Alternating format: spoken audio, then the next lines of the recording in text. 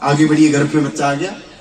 बच्चा आने के बाद फिर नया चिंतन शुरू हो जाएगा कि बच्चा कैसा होगा, रोटली देगा कि नहीं देगा। माँ अगर बच्चा श्रवण कुमार जैसा होगा तो पक्का रोटली देगा, और रावण कुमार जैसा पैदा हो गया तो सोटली जरूर देगा। आजकल कई दे भी रहे हैं। फिर प्रश्न की बच्चा श्रवण जैसा हो कि रावण जैसा, ये किसके हाथ में है? बताओ दादी, किसके हाथ में है? आपके हाथ में, माताओं के हाथ में। इसमें पुरुष बेचारे कुछ नहीं कर सकते, क्योंकि पुरुषों के हाथ में होता तो विश्वनाथ ऋषि जैसे महामुनि ज्ञानी के घर में रावण पैदा नहीं होता। अगर पुरुषों के हाथ में होता तो हिरण्यकश्यप जैसे पापी के घर में प्रहलाद जैसा भक्त नहीं होता। प्रहलाद के पिता बलि राक्षस थे, लेकिन प्रहलाद की माता कयाधु भक्त थी, इसलिए प्रहलाद भक्त हुए। रावण के पिता बलि संत थे, लेकिन रावण की माता केतकी राक्षसी थी, इसलिए रावण राक्षस हुआ। इसलिए रावण चरित्रमानस में लिखा है कि पुत्रवती जुगती जग सोई, रघुपति भगत जासु सुत होई। आप माताओं के हाथ में है 9 महीने, छोटी छोटी कुछ बातों का ध्यान रखो तो इस गौर कली काल में श्रवण जैसी श्रेष्ठ संतान की प्राप्ति आपको हो सकती है। पहला काम, सुबह सुबह उठ करके थोड़ा सा अनाज, अपने हाथ वाली घंटी जो कभी घर में घुमा करती थी उसमें उसका दलिया बनाना है। करंट की घंटी आटा अच्छा बना सकती है, बेटा अच्छा नहीं बना सकती। हाथ की घंटी जिसको आप पत्थर का गोल टुकड़ा मात्र समझते हो, असल में वो भगवान नारायण के सुदर्शन चक्र का रूप है। उसकी गुणन मात्र से शतगुणी शक्तियां प्राप्त होती है गर्भ में बैठे बच्चे को। हाथ के बनाए हुए उस दलिये को गाय माता को खिला के 7 परिक्रमा गाय माता की करो। परिक्रमा में बहुत शक्ति होती है। पृथ्वी सूर्य की परिक्रमा करके ही गुरुत्वाकर्षण बल प्राप्त करती है।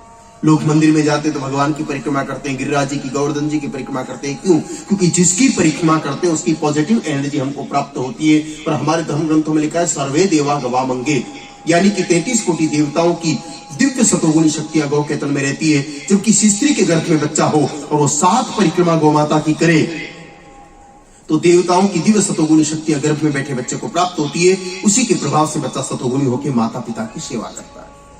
और तीसरा और अंतिम काम, रात को सोते समय एक बाउल में करीब 200 ml गाय माता का दूध ले, अपने हाथ में ऐसे उस कटोरे को पकड़े और अपने इष्ट देवता का ध्यान करके उस दूध को पी ले। लेकिन शर्त दूध गाय माता का ही होना चाहिए। भैंस का, बकरी का, HF का, डेयरी का बिल्कुल नहीं चलेगा। आप सोचेंगे कि दूध तो दूध है, उसमें कोई अंतर होता है? बहुत ज्यादा अंतर होता है। अंतर होता है मेरे भाई बहनों।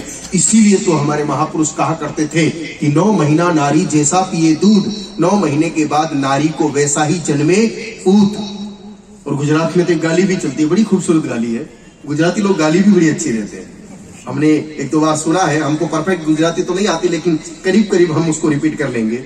जब कोई बहुत छोटा बच्चा, नाना डिकरा, डिकरा के दिकरा ऐसा कुछ बोलते हैं, वो जब बहुत अपनी बुढ़ी दादी को बहुत परेशान करे, दादी को सुने नहीं, दादी की बात को माने नहीं, तब वो दादी घबरा के परेशान होके अपने उस छोटे पोते को गाली बोलती है कि तुम्हारी माँ वो सू खाई जगह छे तमें, बोलती है ना। अब इस गाली का अर्थ निकालिए, अर्थ कितना सही है इस गाली का। ये गाली हमको यही तो समझा रही कि मैया ने 9 महीना जैसा खाया वैसा बच्चा हुआ। मैया 9 महीने तक दूध अगर देसी गैया मैया का पिएगी तो बच्चा बिल्कुल बांसुरी वाले कृष्ण कन्हैया जैसा होगा। और मैया गलती से 9 महीने दूध अगर भैंस का पिएगी तो बच्चा 100% पाडे जैसा होगा।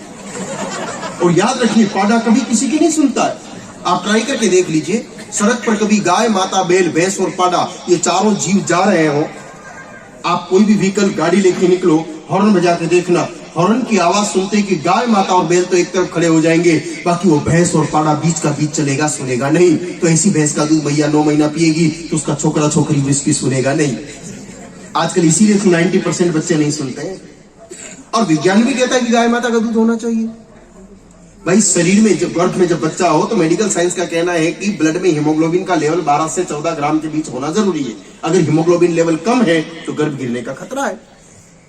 भैंस का व्हाइट मिल्क जिसमें बैड फैट और ट्रांस फैट होता है उसको पीने से सिर्फ शरीर बढ़ता है।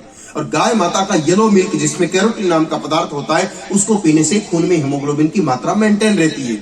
इसलिए आप डॉक्टर की मानो चाहे देवता की मानो, लेकिन 9 महीने तक दूध हर हाल में देसी गाय का ही पीना चाहिए।